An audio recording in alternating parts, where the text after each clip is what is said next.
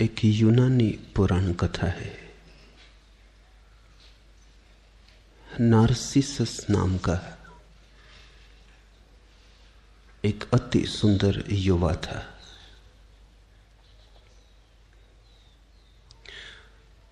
प्रतिध्वनि नाम की एक युवती के प्रेम में पड़ गया। ये नाम भी विचारणीय है। व्यक्ति प्रतिध्वनियों के प्रेम में ही पड़ते हैं। जहां तुम्हें अपनी आवाज सुनाई पड़ती है, जहां तुम्हें अपने अहंकार को ही तृप्ति मिलती है, जहां तुम छुपे रूप में अपने को ही पाते हो, वहीं तुम्हारा प्रेम पैदा हो जाता। तुम्हारा प्रेम तुम्हारे अहंकार का ही विस्तार है। प्रतिध्वनि भी उसके प्रेम में पड़ गई। प्रतिध्वनि तो प्रेम में पड़ेगी क्योंकि वो तुम्हारी ही आवाज की गूंज। उसका तुमसे होने का कोई अलग न तो संभावना है न उपाय है। पर एक दिन एक दुर्घटना हो गई, होनी ही थी, क्योंकि प्रतिध्वनियों के धोखे में जो पड़ जाए, अपनी ही आवाज को सुन के उसके ही प्रेम में पड़ जाए, उसके जीवन में दुर्घटना निश्चित है। नार्सिसस जंगल में गया था। एक झील में, शांत झील में, हवा की लहर भी न थी। उसने स्वयं के प्रतिबिंब को देखा। वो मोहित हो गया। झील तो दर्पण थी, अपना ही चेहरा देखा, पर पहली बार देखा। वो इतना प्यारा था, और अपना चेहरा किसको प्यारा नहीं। अपना ही चेहरा लोगों को प्यारा है। सम्मोहित हो गया नार्सिसस, जैसे जड़ हो गया। मोह जड़ता लाता है। हिलने में भी डरने लगा कि हिला तो कहीं प्रतिबिंब टूट ना जाए। आंखें ठगी रह गईं,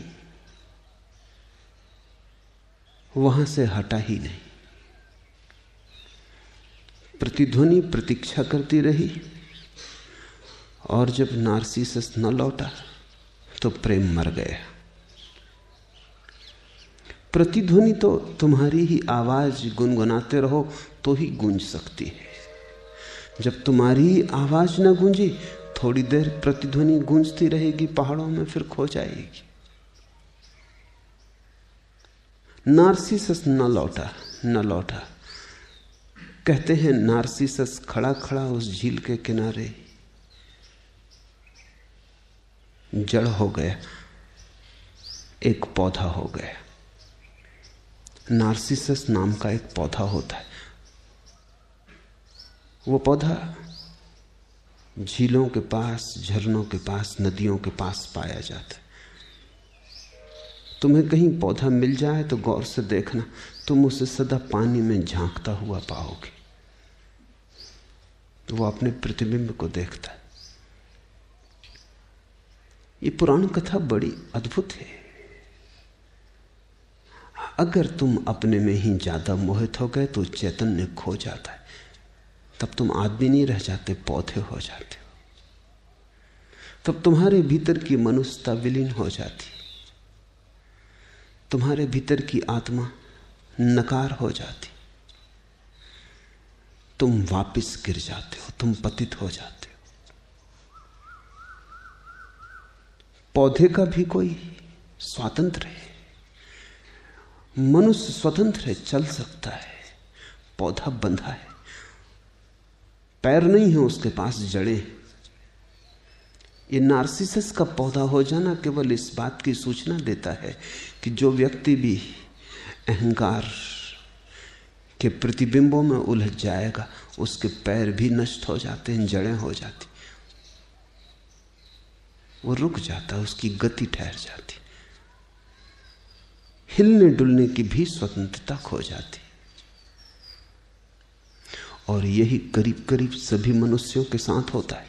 उपनिषद कहते हैं कोई पत्नी को थोड़ी ही प्रेम करता है, पत्नी के द्वारा अपने को ही प्रेम करता है। कोई बच्चों को थोड़ी ही प्रेम करता है, बच्चों के द्वारा अपने को ही प्रेम करता है। बच्चे भी दर्पण हैं, पत्नी भी दर्पण है, और हर मनुष्य नार्सिसस है।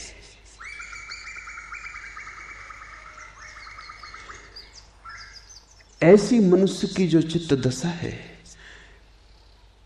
इससे और परम स्वातंत्र के तो द्वार कैसे खुलेंगे। जो थोड़ी सी स्वतंत्रता है वो भी नष्ट हो जाती। पंख लगने चाहिए थे कि तुम उड़ सकते परमात्मा की तरफ, पंख तो दूर, पैर भी खो जाते। वृक्ष के बंधन को तुम समझते हो, हिल भी नहीं सकता जहां खड़ा है वहां से। रत्ती भर भी हिलना चाहे तो स्वतंत्रता नहीं, गति नहीं। जहां खड़ा है वहां मजबूरी में है, वहां से हट नहीं सकता। आदमी हिल सकता है, चल सकता है, पक्षी उड़ सकता है, लेकिन शरीर कितना ही हिल चल सकता हो तो भी सीमा है। थक जाएगा, थकान ही बंधन हो जाएगी।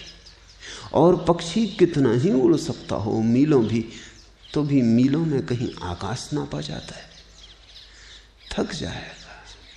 शरीर की सीमा है, और स्वतंत्रता तो तभी स्वतंत्रता है जब असीम हो। आत्मा की स्वतंत्रता चाहिए, आत्मा में पंख लगे, आत्मा उड़ सके कि फिर कोई सीमा ना हो, कहीं कोई दीवार ना रोके, कहीं कोई जंजीरें ना हो। उस घड़ी को ही हमने मोक्ष कहा है। मोक्ष की तलाश है। सुख के नाम से तुम मोक्ष ही खोजते हो, इसलिए तो हर सुख तुम्हारा दुख हो जाता है। क्योंकि जब तुम पाते हो मोक्ष नहीं मिला, उल्टे बंधन मिले, तो सुख सुख नहीं मालूम होता। तुम धन भी खोजते हो तो मोक्ष के लिए सोचते हो धन से स्वतंत्रता मिलेगी, थोड़े हाथ पैर खुलेंगे, थोड़ा तुम चल फिर सकोगे।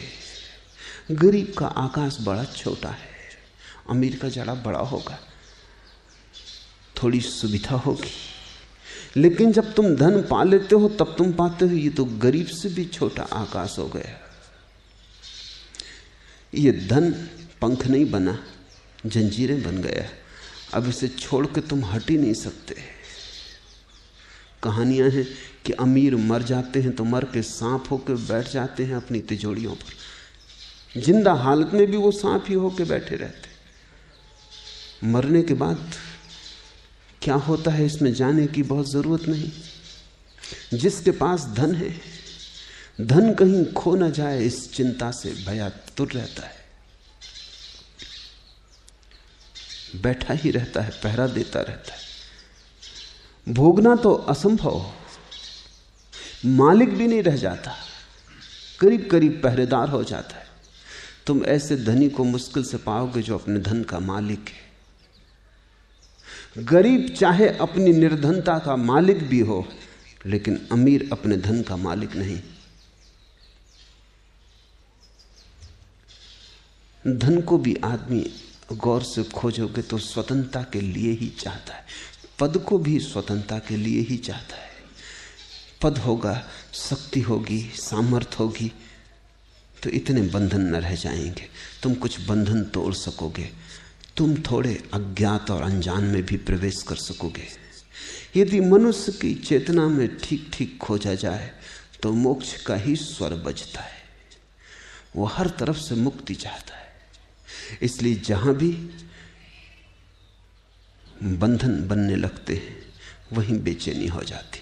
तुम प्रेम करते हो इसी आशा में कि प्रेम आकाश बनेगा, तुम उड़ सकोगे, कोई सहारा बनेगा तुम्हारी स्वतंत्रता में, लेकिन जब तुम प्रेम में पड़ते हो तुम पाते हो उड़ना तो दूर रहा है, हिलना भी मुश्किल हो गया। दूसरे से सहारे की आशा की थी, सहारा तो दूर रहा। दूसरे ने पत्थर बांध दिए तुम्हारे गले में। प्रेम बंधन हो जाता है होते ही, सपनों में होता है स्वतंत्रता, असलियत में हो जाता है बंधन। खलील जिब्रान ने अपनी अनूठी किताब प्रोफेट में कहा है, एक व्यक्ति ने पूछा और हमें प्रेम के संबंध में कुछ बताओ। तो खलील जिब्रान की किताब के नायक अल मुस्तफा ने कहा, तुम एक दूसरे को प्रेम करना लेकिन एक दूसरे के मालिक मत बनना। तुम एक दूसरे के पास होना लेकिन बहुत पास नहीं।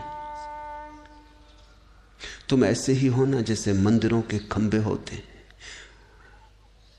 एक ही छप्पर को संभालते हैं लेकिन फिर भी दूर दूर होते हैं।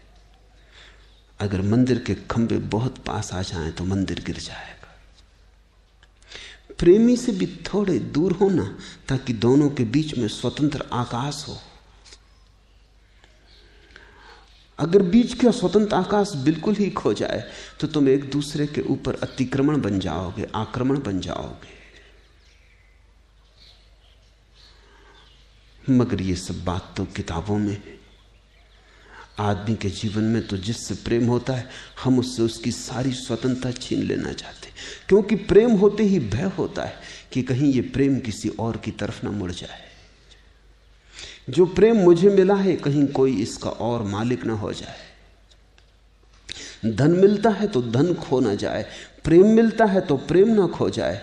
जो मिलता है उसी के खोने का भय हो जाता है। उस भय के कारण स्वतंत्रता असंभव हो जाती है।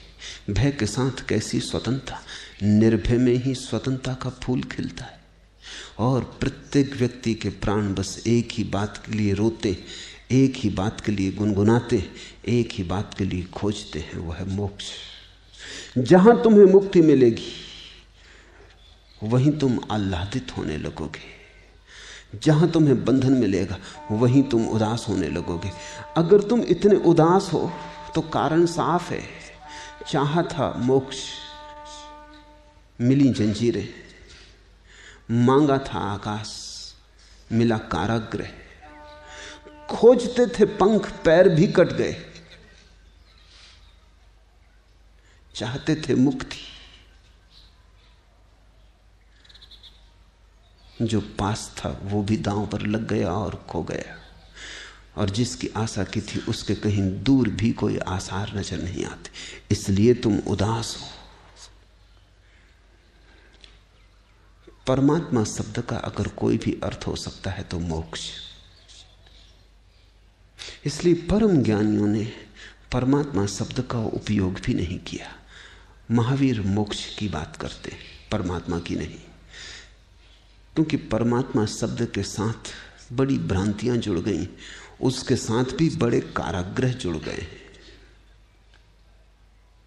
बुद्ध निर्वाण की बात करते हैं, परमात्मा की नहीं,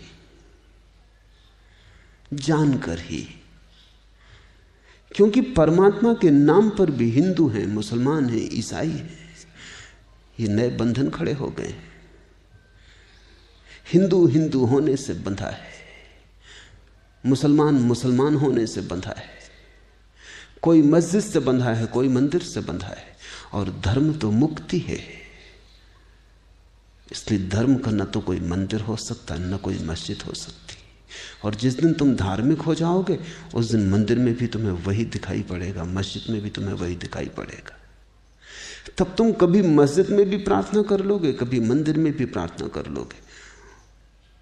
वस्तुतः मंदिर और मस्जिद तक जाने की जरूरत न रहेगी, क्योंकि तुम्हारे घर में भी वही दिखाई पड़ेगा। तुम जहां देखोगे वही दिखाई पड़ेगा। धर्म एक परम स्वातंत्र्य है। इस बात को ख्याल में रखें तो शंकर के ये अंतिम सूत्र समझ में आ सकेंगे। काम, क्रोध, लोभ और मोह को त्याग कर स्वयं पर ध्यान करो। ये चार बंधन जिनसे तुम्हारा मोक्ष छिन गया है। जिनसे तुम्हारा मोक्ष दब गया है। काम, क्रोध, लोभ और मोह, इन चार को भी अगर संक्षिप्त कर लो तो एक ही बचता है, काम। क्योंकि जहां काम होता है वहीं मोह पैदा होता है, जहां मोह पैदा होता है वहीं लोभ पैदा होता है, और जहां लोभ पैदा होता है अगर इसमें कोई बाधा डाले तो उसके प्रति क्रोध पैदा होता है। मूल बीमारी तो काम है। काम का अर्थ समझ लो। काम का अर्थ है दूसरे से सुख मिल सकता है इसकी आशा। काम का अर्थ है मेरा सुख मेरे बाहर है, और ध्यान का अर्थ है मेरा सुख मेरे भीतर है। बस अगर ये दो परिभाषाएं ठीक से समझ में आ जाएं तो तुम्हारी यात्रा बड़ी सुगम हो जाएगी। काम का अर्थ है मेरा सुख मुझसे बाहर है, किसी दूसरे में है, कोई दूसरा देगा तो मुझे मिलेगा, मैं अकेला सुख न पा सकूंगा, मेरे अकेले होने में दुख है और दूसरे के संग साथ में सुख। इसलिए तो तुम अकेले नहीं होना चाहते। जरा भी अकेले हुए कि तुम डरे, जरा भी अकेले हुए कि तुम बेचैन, जरा भी अकेले हुए कि तुमने अपने को भरा, कूड़ा करकट कुछ भी मिले, जिस अखबार को तुम सुबह से 3 दफे पढ़ चुके उसी को फिर पढ़ने लगे, जरा अकेले हुए कि कुछ तो भरो, खालीपन अखरता है, रेडियो चला दो, शोरगुल ही होगा लेकिन ऐसा तो लगेगा कि अकेले नहीं हो। ताश खेलो, होटल में बैठ जाओ, क्लब चले जाओ, कहीं भी किसी भांति। एक युवक मेरे पास 3 दिन पहले आया, उसने कहा कि जैसे जैसे ध्यान कर रहा हूं वैसे वैसे अकेलेपन से डर और बढ़ रहा है, और कभी कभी तो ऐसी घड़ी आ जाती कि मैं एकदम भागता हूं घर से निकल के और बाजार में चला जाता हूं। यद्यपि कुछ लेना देना नहीं है, लेकिन बाजार में भीड़ भाड़ में घूमते हुए ऐसा नहीं लगता कि अकेला हूं। घड़ी 2 घड़ी घूम फिर के लौट आता हूं, हल्का हो जाता हूं। तुम जिसको अपने जीवन की व्यस्तता कहते हो, उसमें से बहुत सी व्यस्तता तो जरूरी नहीं है, उसमें से बहुत सी व्यस्तता तो तुम काट सकते हो, उसमें से बहुत सा समय तो विश्राम का हो सकता है। लेकिन मामला ऐसा नहीं है कि काम जरूरी है, मामला ऐसा है कि बिना काम के तुम अकेले हो जाते हो। पश्चिम में मनोवैज्ञानिक एक नई चिंता से भर गए। वो चिंता पहली दफे मनुष्य जाति के इतिहास में आई है, और वो चिंता यह है कि इस सदी के पूरे होते होते कम से कम पश्चिम के कुछ मुल्कों में, अमेरिका में, स्वीडन में इतनी सुख सुविधा हो जाएगी और सारा काम करीब करीब स्वचालित यंत्रों से होने लगेगा कि आदमी के पास बहुत समय बचेगा। तो मनोवैज्ञानिकों को बड़ा खतरा है कि आदमी करेगा क्या, क्योंकि अभी खाली होने की योग्यता आदमी की नहीं, अभी चुप बैठने की क्षमता आदमी की नहीं। थोड़ा सोचो, सारा काम यंत्र कर देता हो और तुम्हारे पास कुछ काम ना बचे। अभी यद्यपि तुम रोते हो कि काम ही काम है, कोई फुर्सत नहीं, अभी तुम सोचते भी हो कि फुर्सत मिल जाए तो तुम कुछ विश्राम कर लो, यद्यपि अभी भी जब फुर्सत मिलती तुम विश्राम करते नहीं। रविवार की छुट्टी काटे नहीं कटती। रविवार की छुट्टी काटने को तुम कितने उपाय करते हो। पिकनिक को चले, कोई उपद्रव ना था तो उपद्रव बांधा, घर नहीं बैठे रह सकते। छुट्टी काटे नहीं कटती। रविवार के दिन तुम सोमवार की राह देखने लगते हो, कब सुबह हो, कब तुम अपने काम में लगो। थोड़ा सोचो कि पूरा जीवन रविवार की छुट्टी हो, तुम बच सकोगे उतने विश्राम में? तुम झेल सकोगे उस शांति को, उस एकांत को? नहीं तुम कुछ ना कुछ खतरे कर लोगे, तुम कुछ झंझटें खड़ी करोगे, तुम कुछ उपाय करोगे जिसमें तुम उलझ जाओ। मनोवैज्ञानिक कहते हैं कि हमें कुछ ऐसे काम खोजने पड़ेंगे जिनकी कोई ज़रूरत तो ना होगी, लेकिन लोग जो खाली नहीं बैठ सकते उनको हमें देना पड़ेंगे।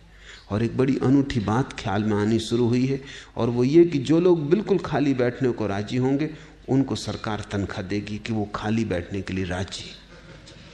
जो काम करेंगे उनको तनख्वाह नहीं मिलेगी, क्योंकि काम भी लो और तनख्वाह भी लो, दोनों एक साथ। ये आज हमें अजीब लगता है, और कम से कम पूरब के मुल्कों में तो बहुत अजीब लगता है, जहाँ गरीबी है, जीवन बड़ा दुविधापूर्ण है। लेकिन पश्चिम के मुल्कों में ये घड़ी करीब आ रही। 20 वर्षों के भीतर, इस सदी के पूरे होते होते, जो लोग खाली बैठने को राजी होंगे उनको सज्जन कहा जाएगा, जो नहीं बैठने को राजी होंगे वो दुर्जन समझे जाएंगे।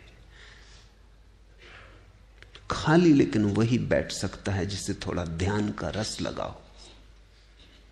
इसलिए आकस्मिक नहीं है कि पश्चिम में ध्यान की इतनी तीव्र जिज्ञासा पैदा हुई। अकारण कुछ भी नहीं होता। जब कोई चीज घटने के करीब होती है तो चेतना उस तरफ उत्सुक होने लगती है। अगर तुम यहां मेरे पास पश्चिम से दूर दूर से आते लोगों को देखते हो तो आकस्मिक नहीं है। बड़ी तीव्र आकांक्षा पैदा हुई कि स्वयं के साथ अकेले होने का सुख क्या है, उसे जानना जरूरी है। क्योंकि दूसरे के साथ न तो सुख कभी मिला है न मिल सकता है। दूसरे के साथ केवल दुख मिला है, लेकिन मजबूरी यह है कि अकेले होने की हम कला नहीं जानते। इसलिए दूसरे के साथ दुख मिले, नरक मिले तो भी कोई उपाय नहीं, रहना तो दूसरे के साथ ही पड़ेगा। क्योंकि अकेले होने में और भी महानरक हो जाता है। तो अकेले के नरक से हम सदा दूसरे का नरक चुन लेते हैं। कम से कम दूसरा तो मौजूद है, नरक ही सही, थोड़ी बातचीत तो हो लेती, झगड़ा ही सही। तुमने कभी ख्याल किया कि अगर तुम खाली छोड़ दिए जाओ तो तुम कहोगे इससे बेहतर दुश्मन के साथ होना। अपने साथ होने से भी बेहतर दुश्मन के साथ होना लगता है। झगड़ा तो होगा, गाली गलौज तो होगी, कुछ जीवन तो मालूम होगा। ये मुर्दे की तरह बैठे, ऐसे तो बिखर जाएंगे, ऐसे तो फिसल जाएगा मकान। कुछ करो, उठो।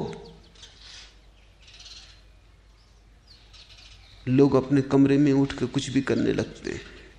मैं ट्रेन में बहुत दिनों तक यात्रा करता था, तो अक्सर ऐसा हो जाता कि कमरे में मैं और दूसरा आदमी अकेला होता।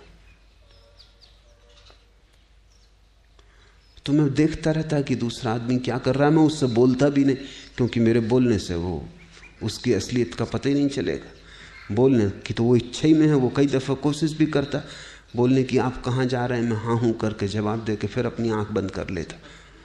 जब वो थोड़ी देर में समझ जाता कि यह आदमी बातचीत के योग्य नहीं है, तब वो उसका असली रूप प्रकट होता।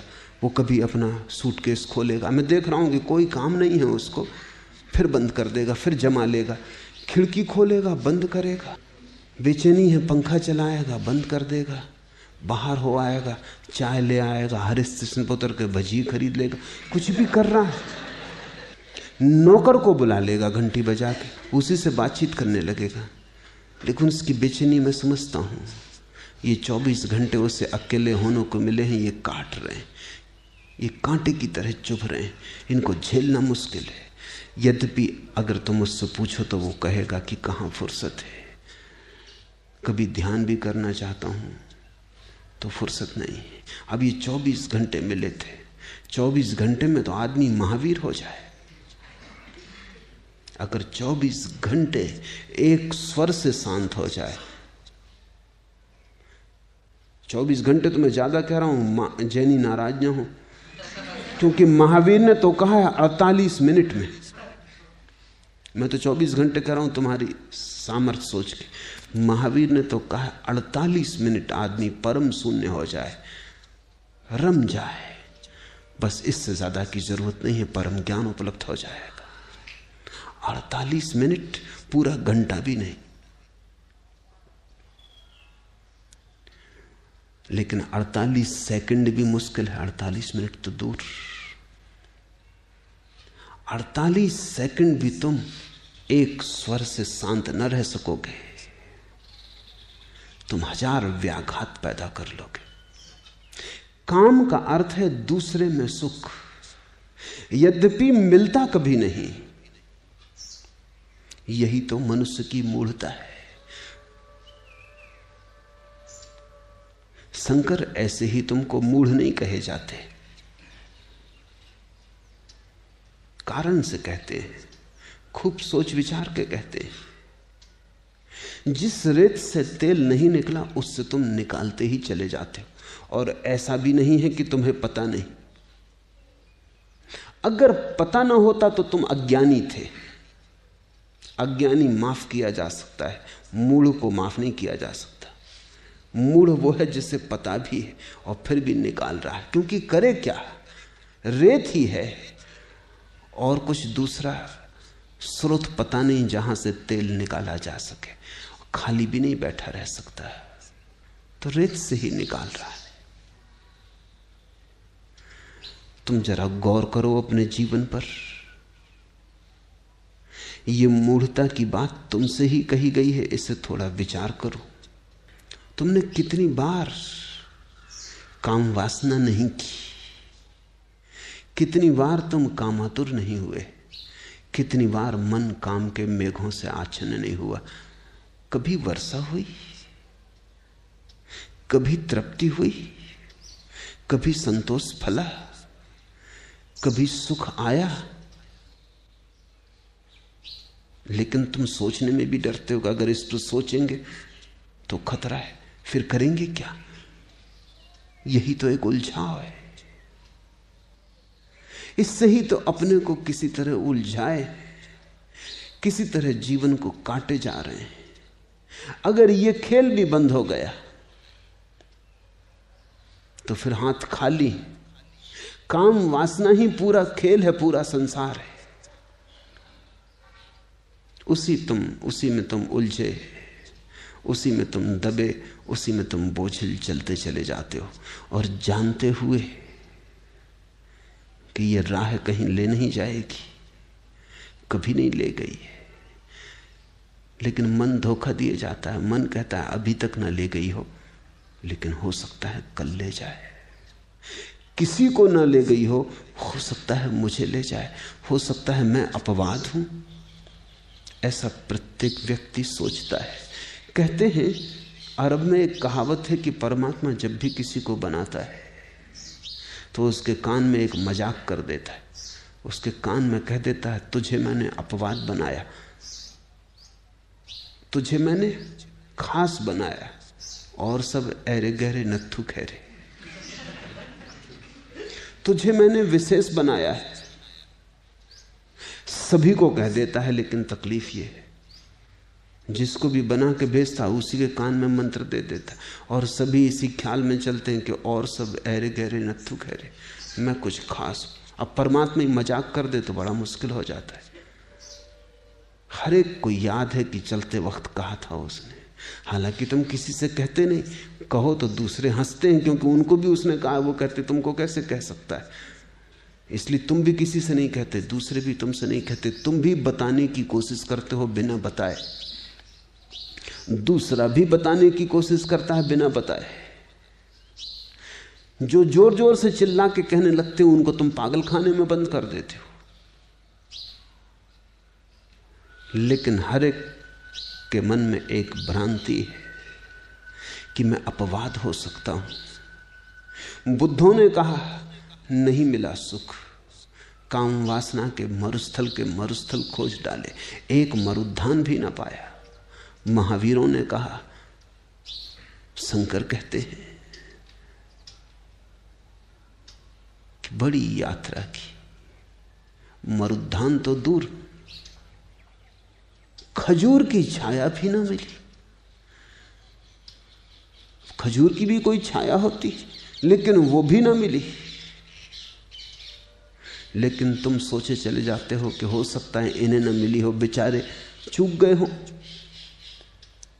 न खोज सके हो, नक्शा हाथ में ना रहा हो, बुद्धिमान ना रहे हो, भटक गए हो। और फिर कौन जाने, अक्सर ऐसा भी हो जाता है कि जिनको नहीं मिलती वो दूसरों को भी समझाने लगते हैं कि तुम्हें भी ना मिलेगी। और हो सकता है अंगूर खट्टे रहे हो, पा ना सके हो, खुद सामर्थ्य ना रही हो, इसलिए सब अंगूर खट्टे हैं, ऐसा कह के उनको भी चुकाने की कोशिश कर रहे हो जो पा सकते। कम से कम मैं तो पा ही सकता हूं। तुम्हारे मन में ऐसी भ्रांतियों का जाल है, तो फिर काम से छुटकारा ना हो सकेगा। और जो काम से ना जागा वो राम में ना जागा, जो काम से जागा वही राम में जागा। राम की याद करने से कुछ भी ना होगा, क्योंकि मन अगर काम से भरा हो तो राम का वो उच्चार भी गंदा हो जाएगा। हाँ, काम से मन खाली हो जाए तो राम को पुकारना भी मत, तो भी पुकार उठेगी। तुम्हारा रोआ रोआ कहेगा, तुम्हें कहने की जरूरत ना रहेगी। भज गोविंदम, भज गोविंदम। ये कोई ऐसी बात नहीं जिसको तुम कर लोगे, ये कोई तुम्हारे कंठ की बात नहीं है, न तुम्हारे ओंठों की, न तुम्हारी जिह्वा की। ये तो जब तुम्हारे भीतर से काम गिर जाएगा तो उठेगी। ये तो तुम अचानक पाओगे कि तुम्हारे रोए रोए से यही सुगंध उठ रही। ये उठती है जब काम गिर जाता है, क्योंकि काम में जो ऊर्जा संलग्न थी वो मुक्त हो जाती है, वही राम की तरफ आरोहण बन जाती है। काम है दूसरे में सुख की भ्रांत आशा, राम है अपने में सुख को पा लेना, और वही एकमात्र पाने की जगह है। जिनने भी कभी पाया वैसे ही पाया, जिनने भी गंवाया तुम्हारे ढंग से गंवाया। इसलिए शंकर कहते हैं मूढ़ चेतो जागो। लेकिन अपने में मूढ़ को देखना बड़ा कठिन है। मुल्ला नसरुद्दीन के गांव में नाटक हो रहा था। नाटक में एक मूर्ख की भी जरूरत थी। तो गांव में जो एक नेताजी थे उनको लोगों ने चुना। नेताजी ऐसे जन्मजात मूर्ख थे, न होते तो नेताजी न होते। अब कोई नेता होने पड़ा है जिसे थोड़ी बुद्धि हो। नाहक गाली खाने खवाने को, जूता फेंकवाने को, सड़े टमाटर झेलने को किसको मर्जी, किसको प्रयोजन। मगर जूता फेंको कि सड़े टमाटर फेंको कि गाली गलौज बको, नेता जमे ही रहते थे। ऐसे तो वो नेताजी हो गए थे, ज्यादा दिन तक टिक गए थे। जिनमें थोड़ी अकल थी वो भाग भी गए। लोगों ने उन्हीं से प्रार्थना की। नेताजी ने मुल्ला नसरुद्दीन से पूछा कि मुझे मूर्ख का पार्ट अदा करना है नाटक में, तो मुझे बताओ कि किस भांति से ये पाठ कुशलता से अदा किया जा सकता है। नसरुद्दीन ने नीचे से ऊपर तक देखा और कहा कि आप जैसे हो बस ऐसे ही स्टेज पे चले जाओ, इसमें जरा भी फर्क की जरूरत नहीं है, फर्क करने से गड़बड़ हो जाएगी। नेता तो बहुत नाराज हो गए। उसने कहा कि मुझे पता है, और तुम गांव में भी अफवाह करते हो, लोगों को बात करते हो कि मैं नंबर 1 का मूर्ख हूं। अब आज मेरे सामने ही बात जाहिर हो गई। धमकाया बहुत। नसरुद्दीन ने कहा आपसे सच कहता हूं, अल्लाह की कसम, नंबर पहला मैंने कभी नहीं कहा। मूर्ख कहा हो भला, नंबर पहला मैंने कभी नहीं कहा। क्योंकि तुम तो नंबर पहले अगर वहां भी होने का मौका हो तो चूकोगे नहीं। नंबर पहला वही तो नेता की दौड़ है।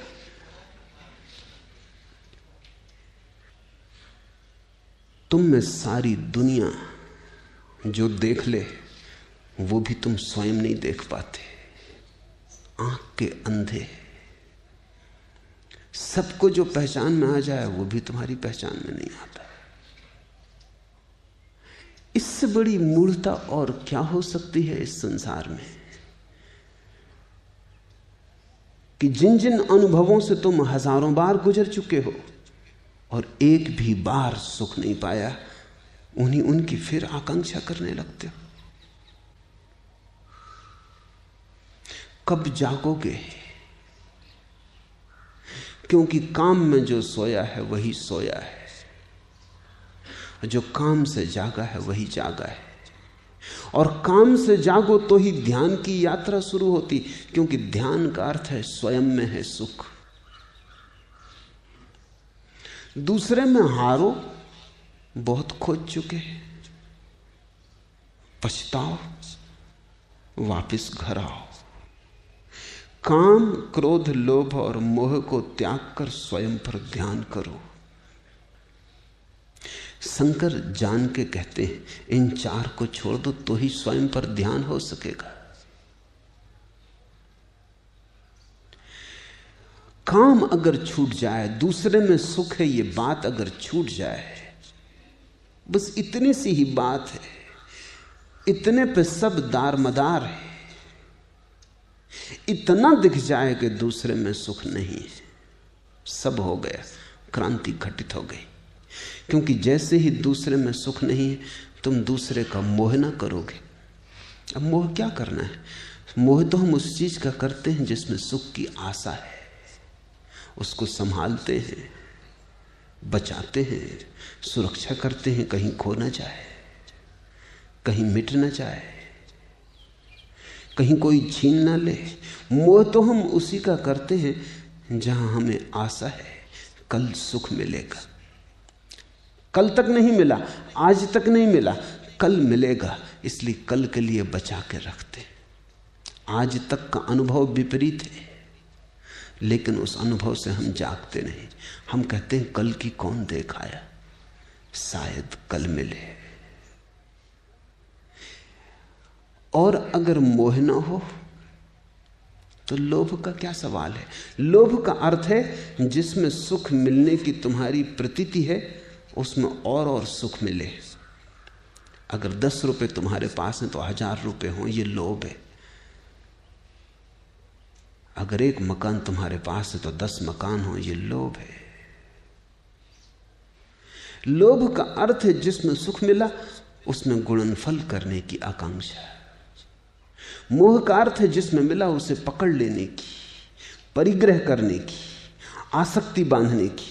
लोभ का अर्थ है उसमें गुणनफल कर लेने की आकांक्षा। लेकिन जिसमें मिला ही नहीं उसका तुम गुणनफल क्यों करना चाहोगे? कोई कारण नहीं। और क्रोध का क्या अर्थ है?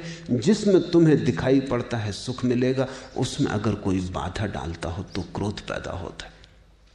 तुम धन कमाने जा रहे हो, कोई बीच में आड़े आ जाए तो क्रोध पैदा होता है। तुम एक स्त्री से विवाह करने जा रहे हो और दूसरा आदमी अड़ंगे डालने लगे तो क्रोध पैदा होता है। तुम चुनाव जीतने के करीब थे कि दूसरे सज्जन खड़े हो गए झंडा लेकर, तो क्रोध पैदा होता है। क्रोध का अर्थ है तुम्हारी कामना में जब भी कोई अवरोध डालता है। तो क्रोध, लोभ और मोह छायाएं हैं काम की। मेरे पास लोग आ जाते हैं, वो कहते हैं क्रोध छोड़ना। मैं कहता हूं ये तुम पूछो ही मत, ये बात ही गलत है। कोई पूछता है लोभ छोड़ना है, कोई पूछता है मोह कैसे छूटे, लेकिन मुश्किल से ही कोई पूछता है कि काम से कैसे मुक्ति हो। इसका अर्थ है कि तुमने अभी जीवन की ठीक समस्या भी नहीं पकड़ी। समाधान तो बहुत दूर है, अभी निदान भी नहीं हुआ। क्रोध दूर करने को बहुत लोग आते हैं, क्यों? क्रोध से कष्ट मिलता है, कष्ट भी मिलता है, झगड़ा झांसा खड़ा होता है, दुश्मन पैदा हो जाते हैं, मुसीबतें और बढ़ती हैं। क्रोध से उपद्रव होता है, साफ दिखाई पड़ता है। लेकिन ये तो ऐसे है जैसे कोई छाया को मिटाना चाहे। तुम चलोगे धूप में तो छाया कैसे मिटेगी? तुम मुझसे आके पूछते हो चलें तो धूप में, लेकिन छाया कैसे मिटे? मैं क्या करूं? कोई भी कुछ नहीं कर सकता। हम कहेंगे धूप में मत चलो, तुम कहोगे ये तो असंभव है। कोई ऐसी तरकीब बताएं कि चलें तो धूप में और छाया मिट जाए। जिए तो संसार में और कामना में और क्रोध ना हो, क्योंकि क्रोध से कई दफा बनती कामना में बिगाड़ पड़ जाता है, पास आता सुख दूर हट जाता है। कई दफे क्रोध के कारण तुम अपना बना बनाया घर गिरा लेते हो, जरा सी बात गलत निकल जाती है, मुंह से सब गड़बड़ हो जाता है। तो तुम चाहते हो कि क्रोध से छुटकारा मिल जाए, वो भी तुम इसीलिए चाहते हो ताकि काम वासना को पूरा करने में और भी ज्यादा कुशलता आ जाए। लेकिन क्रोध तो केवल काम की छाया है। इसलिए शंकर ने पहले कहा काम, नंबर 2 पर कहा क्रोध, क्योंकि जिसके भीतर काम है उसके भीतर क्रोध तैयार होने लगा, छाया बनने लगी। जहां तुम्हारे भीतर काम उठा, प्रतिस्पर्धा उठी, प्रतियोगिता उठी, शत्रु पैदा हो गए। तुम धन पाना चाहते हो, सारी दुनिया धन पाना चाहती। तुमने जिस दिन धन पाने की आकांक्षा की, उन सब के तुम दुश्मन हो गए। उसी दिन उन सब के जो सब धन पाने की आकांक्षा करते हैं। चाहे देर लगे फल आने में, लेकिन दुश्मनी का बीज आरोपित हो गया। काम के पीछे ही क्रोध, तत्क्षण। चाहे क्रोध आने में वर्षों लग जाएं, लेकिन यात्रा शुरू हो गई। तुमने कुछ मांगा, तुमने कुछ चाहा, क्रोध आ गया।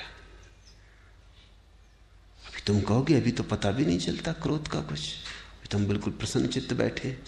राह से एक कार निकली और हमने सोचा कि कार हमें मिल जाए। अभी कौन सी गड़बड़ है, न कोई झगड़ा, न झांसा, न किसी से कहा, अभी क्रोध कैसे आ गया? लेकिन मैं तुमसे कहता हूं क्रोध आ गया, क्योंकि वे सब जो तुम्हारे मार्ग में अवरोध बनेंगे, उनके प्रति क्रोध की शुरुआत हो गई।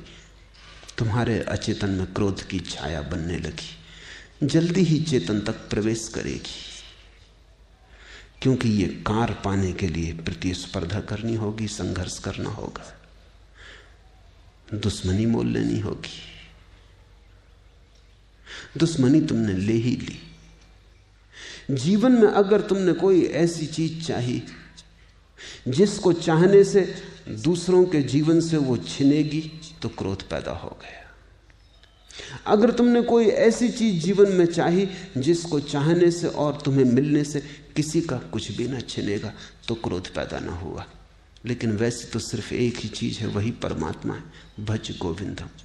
उसको तुम कितना ही पालो, तुम किसी का छीनते नहीं। मैं गोविंद को पालूं तो तुम्हारे गोविंद के पाने में कोई कमी नहीं होगी। बल्कि बड़े मजे की बात है कि मैं गोविंद को पालूं तो तुम्हारे गोविंद के पाने में सहारा और साथ मिलेगा। मैं गोविंद को पालूं तो तुम जल्दी गोविंद को पा सकोगे, क्योंकि एक ने भी पा लिया तो द्वार खुल गया, एक ने भी पा लिया तो सीढ़ी लग गई, एक ने भी पा लिया तो तुमने भी पा ही लिया। थोड़े से प्रयास की बात है, भरोसा आ गया, श्रद्धा आ गई, आश्वासन आ गया। और अगर एक ने भी पा लिया तो वो तुम्हें भी मार्ग दे सकेगा।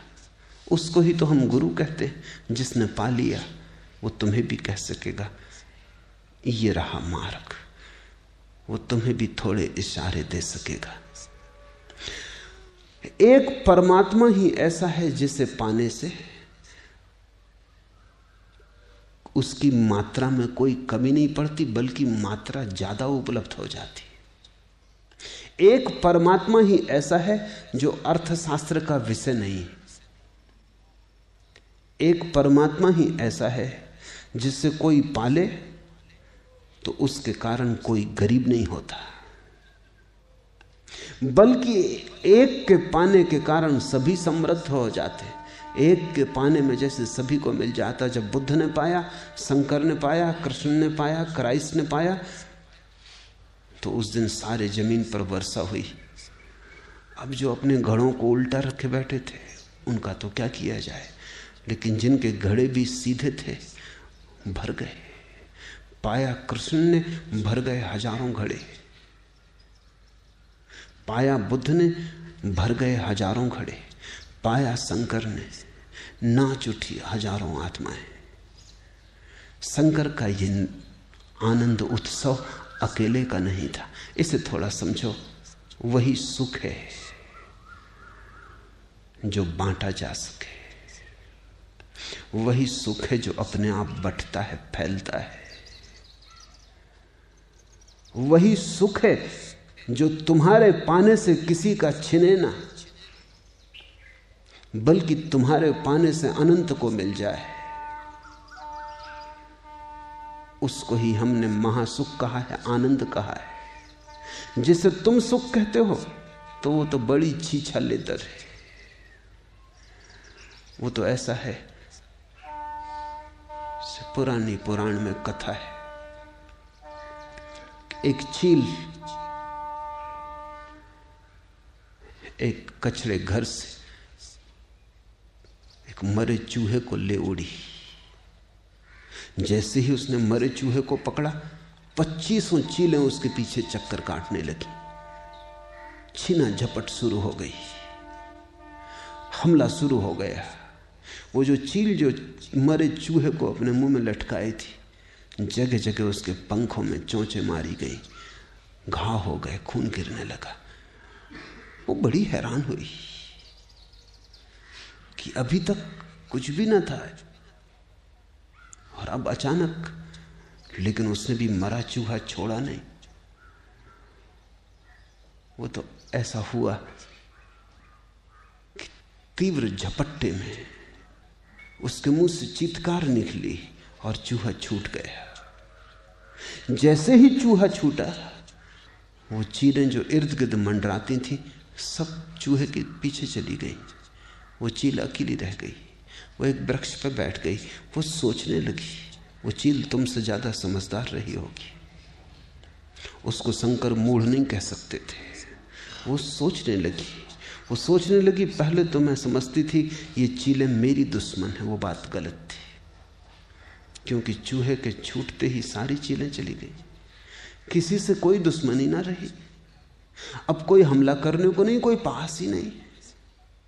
तो मुझसे कुछ वास्ता न था, मुझसे कोई दुश्मनी न थी, मुझसे कोई निजी वैर न था। चूहा था जड़, और चीलें चूहे के कारण मेरे पीछे थी। भूल मेरी ही थी कि मैंने चूहा पकड़ा था।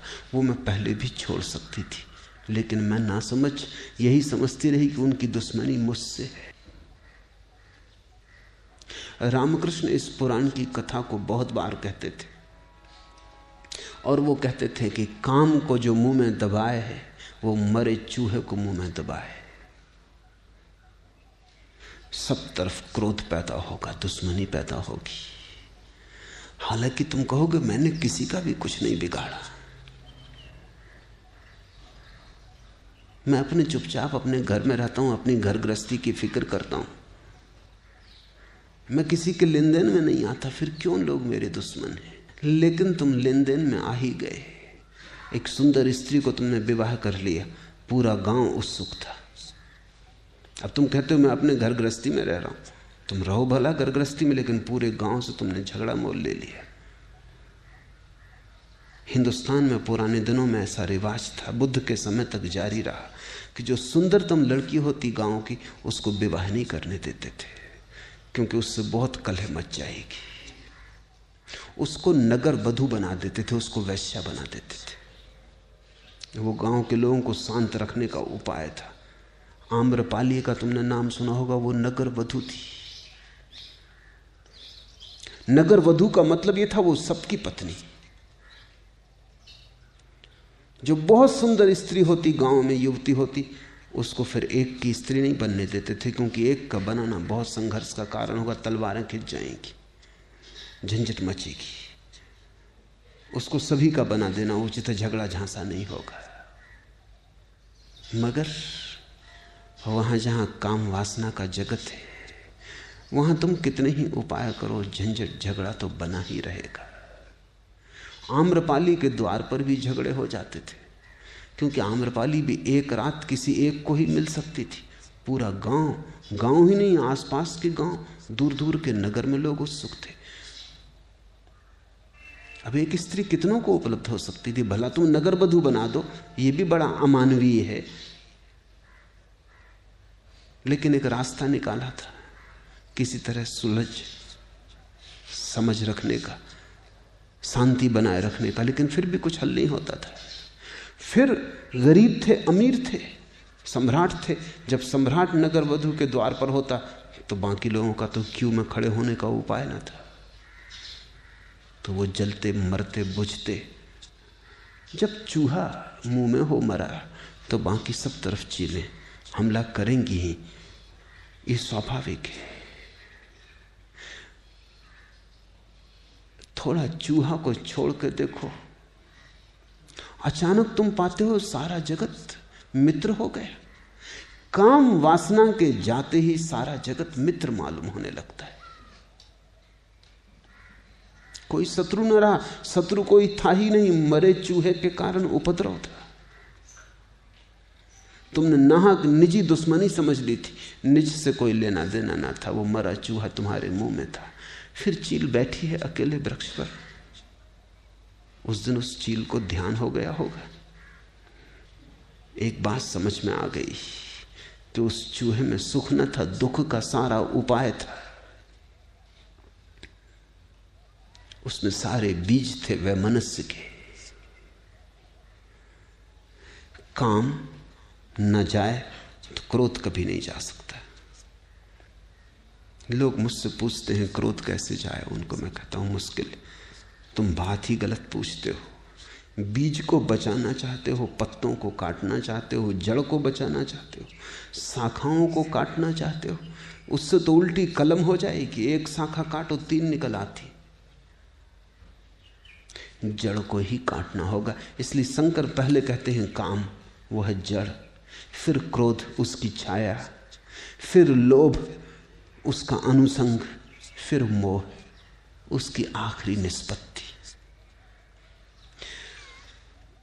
इनको जो छोड़ दे स्वयं पर ध्यान करे, इनको जो छोड़ दे वही स्वयं पर ध्यान कर सकता है, क्योंकि तब दूसरों पर से ध्यान हट गया। न काम रहा तो काम के जो विषय थे उनसे ध्यान हट गया, न क्रोध रहा तो जो क्रोध के विषय थे उनसे ध्यान हट गया, न लोभ रहा तो लोभ में जो चिंतना उलझती थी वो भी तो छूट गई, न मोह रहा तो मोह में जो ऊर्जा लगती थी वो भी मुक्त हो गई। सब तरफ से मुक्त। अब तुम अपनी यात्रा पर निकले। अंतर यात्रा शुरू हुई, और अंतर यात्रा ही एकमात्र तीर्थ यात्रा है, बाकी सब तीर्थ के धोखे। भीतर जो गया वही तीर्थ पहुंचा, बाहर जो भटके उन्होंने ऐसे ही अपने मन को समझाया, खेल खिलौनों में उलझे रहे। ऐसी चित्त दशा में पूछो स्वयं से मैं कौन हूं, क्योंकि आत्मज्ञान से विहीन मूढ़जन यहां भी घोर नरक की यातना पाते। आत्मज्ञान विहीन मूढ़ा, वो जो आत्मज्ञान से रहित थे, उन्हें कोई नरक में जाके पीड़ा मिलेगी ऐसा मत सोचना। ये भी धोखेबाज आदमी की तरकीबें कि वो कहता नरक में जाएंगे तब दुख मिलेगा, जैसे यहां सुख मिल रहा है। नरक में जाएंगे तब दुख मिलेगा, यहां क्या मिल रहा है?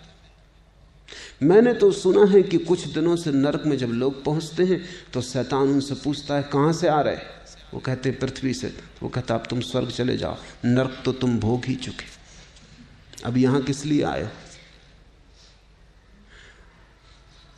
अब तो कुछ दिनों से ऐसी भी खबरें आने लगी हैं कि नरक में जो पाप करते हैं उनको कष्ट देने के लिए पृथ्वी पे भेज देते, क्योंकि उनको भी तो कहीं दंड देने के लिए जगह चाहिए, उनको कहां भेजो? नरक में लोग समझाते हैं कि अगर पाप किया पृथ्वी पे चले जाओगे। शंकर कहते हैं यही घोर नरक की यातना तुम पा रहे हो। किस नरक पर छोड़ रहे हो ये कि भविष्य में मिलेगा? ये भी तरकीब है। आज जो मौजूद है उसे न देखने का उपाय। अंधे होने के तुम कितनी व्यवस्थाएं करते हो, खुद को धोखा देने के तुम कितने तर्क खोजते हो। नरक में मिलेगा दुख, यहां क्या मिल रहा है? सिवाय दुख के कुछ भी नहीं पाया है। दुख ही दुख है, दुख ही दुख से तुम भरे हो। स्वयं से पूछो मैं कौन हूं। लेकिन ये पूछा ही तब जा सकता है जब चारों गिर गए। तब एक बार पूछना भी कि मैं कौन हूं, और उत्तर आना शुरू हो जाता है। वस्तुतः पूछने की जरूरत भी नहीं रह जाती। तुम आंख बंद करते हो, पूछते नहीं कि मैं कौन हूं, शब्द नहीं बनाने पड़ते, क्योंकि वहां कोई दूसरा थोड़ी ही है जिसके लिए शब्द बनाने हो।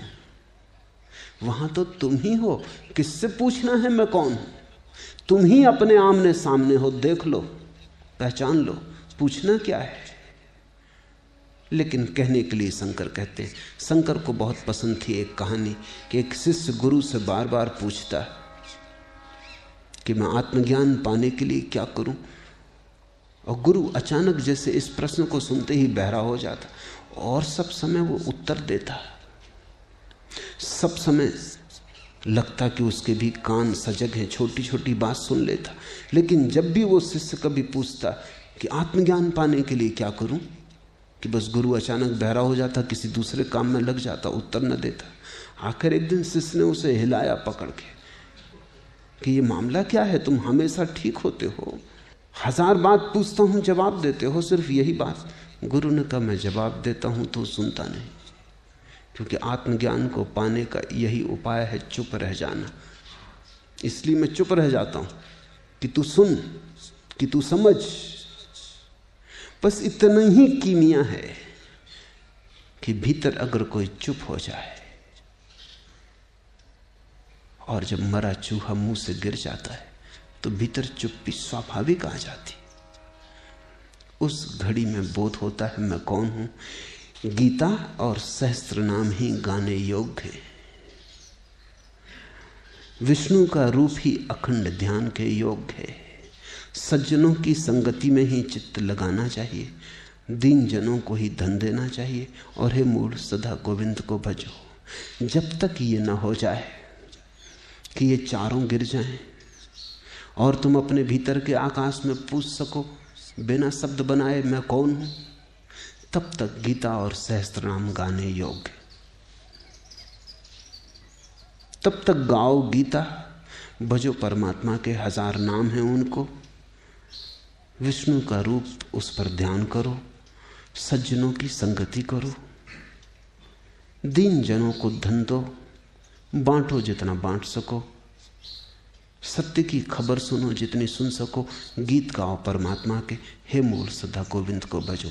जब तक वो घड़ी ना आ जाए तब तक ऐसे तैयारी करो। सुख के लिए स्त्री भोग किया जाता है, लेकिन खेद कि अंत में शरीर रोगी हो जाता है। चलते हो सुख खोजने, केवल रोग लेके घर लौट आते हो।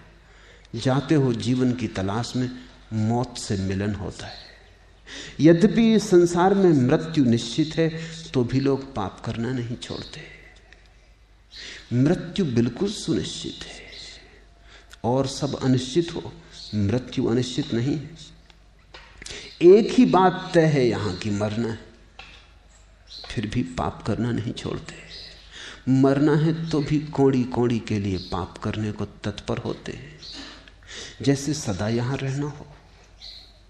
जैसे एक कौड़ी कम हो जाएगी तो अनंत काल में बड़ी रहने में असुविधा होगी। लोग रेलवे स्टेशन के विश्रामालय को अपना घर समझ लेते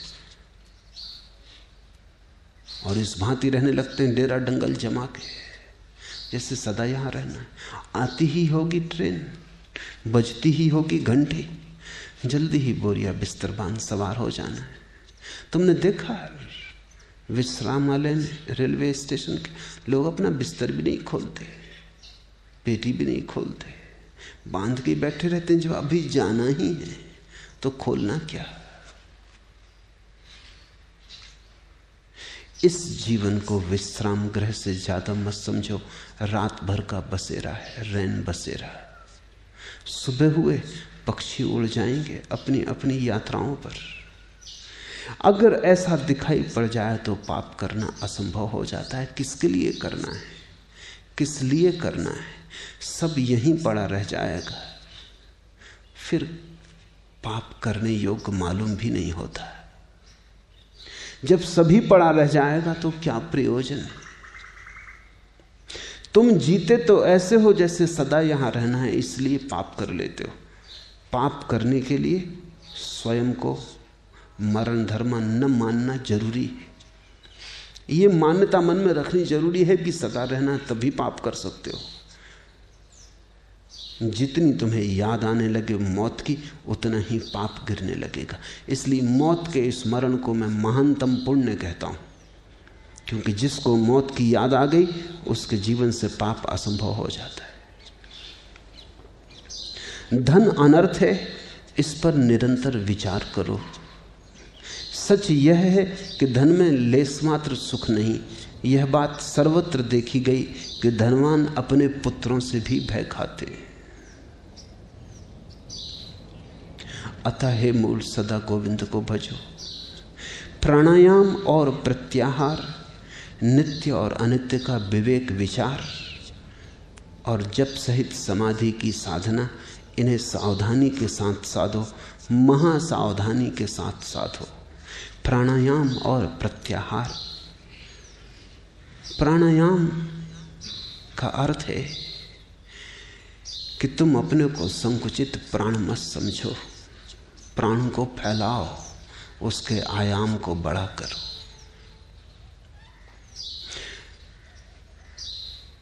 तुम बड़े हो, विराट हो, तुमने मान रखा छोटे हो। वो छोटा होना सिर्फ तुम्हारी मान्यता है।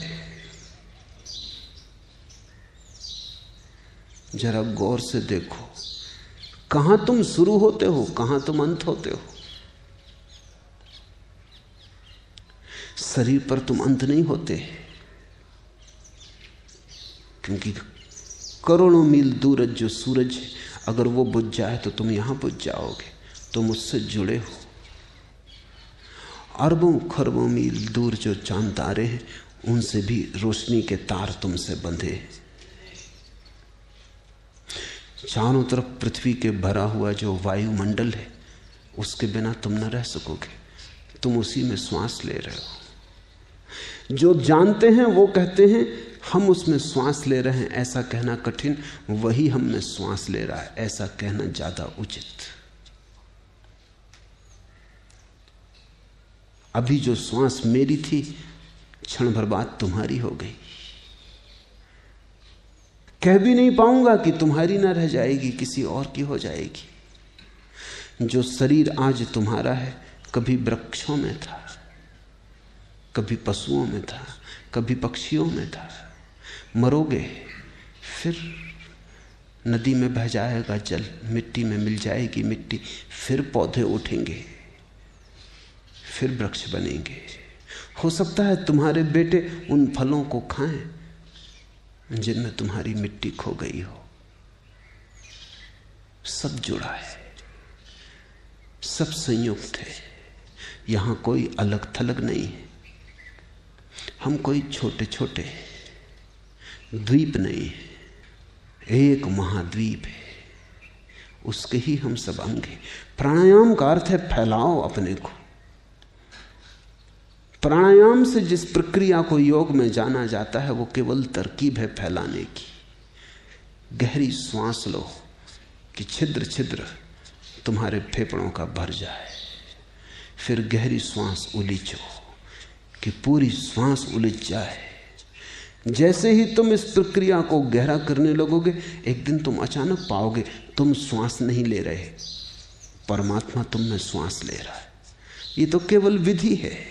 इस विधि से प्राणायाम होता है, इस विधि से प्राण का विस्तार होता है, और प्रतीत होता है कि हम एक महान चैतन्य के छोटे छोटे अंश हैं, बड़े सागर की बूंदें। बूंद भी गरिमा से भर जाती है, फिर कण भी परमात्मा के प्रसाद से लबालब हो जाता है। तुम्हारी छोटी प्याली में भी सागर लहराने लगते। प्राणायाम और प्रत्याहार। प्राणायाम है प्राण का फैलाना, और प्रत्याहार है घर की तरफ वापसी, लौटना, भीतर आना। प्रत्याहार, अपने में वापस जाना, जहां से आए हैं। जैसे वृक्ष अगर सिकुड़ सके, सिकुड़ के छोटा पौधा हो जाए, पौधा सिकुड़ सके बीज हो जाए, तो प्रत्याहार। तुम जो दिखाई पड़ रहे हो उससे पीछे सरको, भीतर भीतर भीतर उस बीज को, मूल स्रोत को पालो जहां से तुम आए हो। गंगा अगर वापस लौट जाए और गंगोत्री में फिर समा जाए गोमुख में, तो प्रत्याहार। प्रत्याहार का अर्थ है अपने मूल को फिर पा लेना। ज़ैन फकीर कहते हैं ओरिजिनल फेस, अपने मूल चेहरे को जान लेना, जो तुम जन्मे ना थे जब तुम्हारा था। जब तुम पैदा न हुए थे तब तुम्हारी जो मुखाकृति थी उसको पहचान लेना। प्रत्याहार है। प्राणायाम और प्रत्याहार, नित्य और अनित्य का विवेक विचार, और प्रतिपल जानते रहना, सोचते रहना, देखते रहना, क्या सार्थक है, क्या व्यर्थ है। इसे क्षण भर को भी भूलना नहीं, क्योंकि भूलते ही व्यर्थ को पकड़ लेते हो, सार्थक को छोड़ देते हो। मरे चूहे को पकड़ने में देर नहीं लगती, जरा ही भूले कि पकड़ा, होश आया तो छूट जाता है। जप सहित समाधि की साधना, ये शंकर बड़ी मीठी बात कह रहे हैं जप सहित समाधि की साधना। पतंजलि कहते हैं अंततः समाधि जप रहित हो जानी चाहिए। नानक कहते हैं अजपा जाप, जाप खो जाना चाहिए। बुद्ध, महावीर वे भी यही कहते हैं, सब खो जाना चाहिए, बस शून्य रह जाना चाहिए। लेकिन शंकर कह रहे हैं जप समाधि, जप सहित समाधि की साधना। वे ये कह रहे हैं शून्य तो हो लेकिन पूर्ण का नाच ना खोए, शून्य में पूर्ण विराजमान रहे। विचार तो खो जाएं, भाव ना खो जाए, क्योंकि भाव अगर खो गया तो तुम शुष्क हो जाओगे।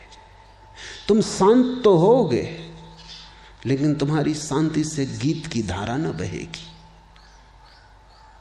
मीरा न नाचेगी, फिर चैतन्य का भजन न फूटेगा। फिर तुम मौन तो हो जाओगे, तुम पालोगे, लेकिन अभिव्यक्ति ना होगी, अभिव्यंजना ना होगी। तुम्हारा गीत बिना अंकुरित हुए तुम्हारे भीतर रह जाएगा, कोई उसे सुन ना पाएगा। तुम्हारा आनंद बह ना पाएगा, किनारे छोड़कर बाढ़ की भांति उसकी उत्तुंग तरंगें दूसरों को डुबा ना पाएंगी। इसलिए शंकर कहते हैं निर्विचार तो होना है, निर्भाव नहीं। ज्ञान तो आए, भक्ति ना खो जाए। ये बड़ा अनूठा संयोग है, घटता है, बड़ी असंभव घटना है, पर घटती है। विचार खो जाते, भाव नहीं खोता, चिंतन चला जाता है, चिंता चली जाती है, हृदय गदगद होकर नाचता है। जप सहित समाधि की साधना, इन्हें सावधानी के साथ साधो। फिर दोहराते हैं, महासावधानी के साथ साधो, और हे मूढ़ सदा गोविंद को भजो। गुरु के चरण कमल में पूर्णता समर्पित होकर, संसार के बंधनों से मुक्त होकर, इंद्रिय सहित मन को संयमित कर, तुम अपने हृदय में स्थित प्रभु को देख लोगे। प्रभु कहीं दूर नहीं, प्रभु तुम्हारे हृदय में ही स्थित है। उसे कहीं खोजने नहीं जाना है, अपने घर वापस आना है। उसे तुमने कभी खोया भी नहीं, सिर्फ भूल गए हो, विस्मरण हो गया है। विस्मरण में भी वो मौजूद है सतत। तुम भूल गए हो, उसकी तरफ पीठ कर ली है, फिर भी वो मौजूद है। वस्तुतः तुम हो ही कौन, वही है। उसे भूल गए इसलिए तुम सोचते हो मैं हूं। वो याद आ जाएगा, तुम मिट जाओगे, वही रह जाएगा। तुम अपने हृदय में स्थित प्रभु को देख लोगे। अतः हे मूढ़ सदा गोविंद को भजो। शंकर का जोर है कि ध्यान और भजन के बीच एक समन्वय सध जाए। ध्यान और भजन के बीच एक संगीत बज उठे। ध्यान और भजन के बीच असंभव का सेतु निर्मित हो जाए। भक्त भी बहुत हुए, लेकिन तब उनके भीतर शून्य समाधि नहीं होती, तब भगवान की प्रतिमा से भरे रहते हैं, द्वैत बना रहता है। ज्ञानी बहुत हुए, उनके भीतर द्वैत मिट जाता है, अद्वैत हो जाता है, लेकिन द्वैत के मिटते ही रसधार सूख जाती है। शंकर कह रहे हैं किसी भांति ऐसी घड़ी लाओ जो आ सकती है, जो कभी कभी आई भी है।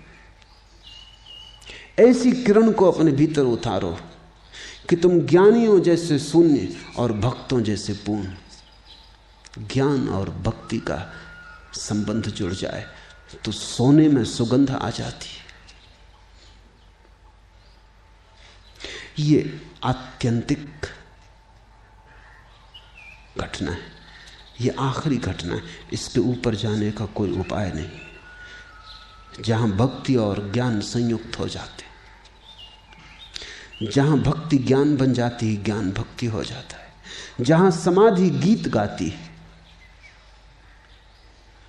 जहां समाधि में फूल खिलते हैं, जहां समाधि रूखा सूखा मरुस्थल नहीं होती, हरियाली हरियाली हो जाती। जहां मन तो परिपूर्ण मिट गया होता है और हृदय उसे भर देता है, वहीं परमात्मा का मंदिर है। उस प्रभु को तुम अपने ही भीतर पालोगे। भक्त भगवान से अलग नहीं।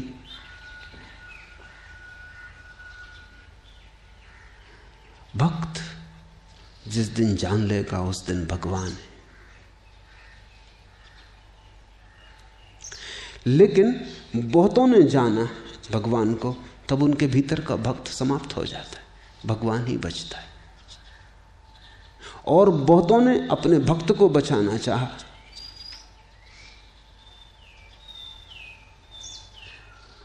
तो भगवान भी बचता है, भक्त भी बचता है, लेकिन एक द्वैत बना रहता है, फासला बना रहता है। क्या ऐसा नहीं हो सकता कि तुम भक्त भी हो जाओ और भगवान भी एक ही साथ? कि तुम्हारा कीर्तन अपने ही सामने चलने लगे, कि तुम ही नाचो भी और तुम ही देखो भी।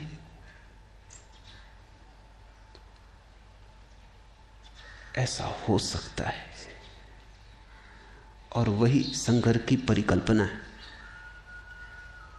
शंकर में स्वयं ऐसा ही अनूठा व्यक्तित्व फला कि ज्ञान की ऐसी पराकाष्ठा और फिर भक्ति का ऐसा अनूठा मेल। स्वर्ण में अगर कभी सुगंध आई है तो शंकर में आई थी। भज गोविंदम भज गोविंदम भज गोविंदम मूढ़मते। आज इतना।